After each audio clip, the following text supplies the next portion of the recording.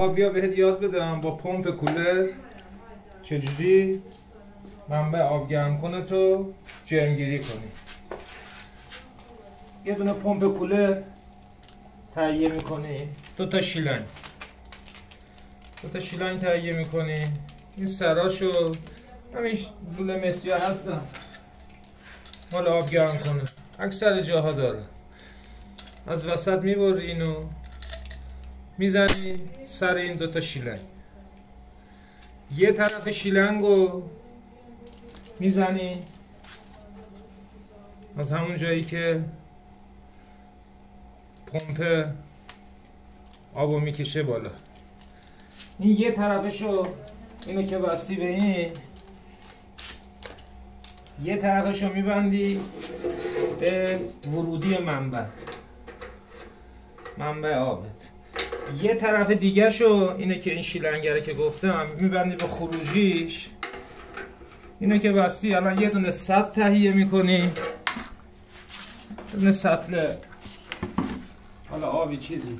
این پمپ تو میذاری داخل سطل، بعد یه دونه جوهرنمک تهیه میکنی میریزی داخل همین سطل. اینه که ریختی داخل سطل، پمپتو میزنی به برق،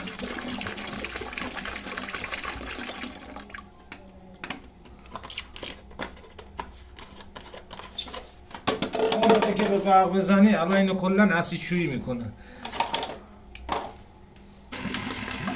به همین راحتی ببین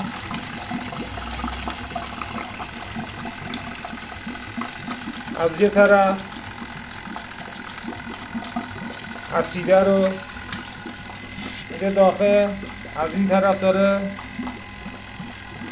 شستشو میده. سیاهی رو نگاه کنین، نگاه کنین چقدر جرم ازش در اومد. به همین راحتی قشنگ اینو جرمگیری میکنه.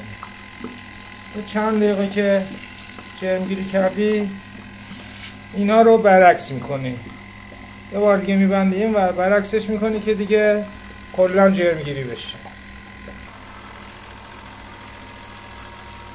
چی برو نگاه کن.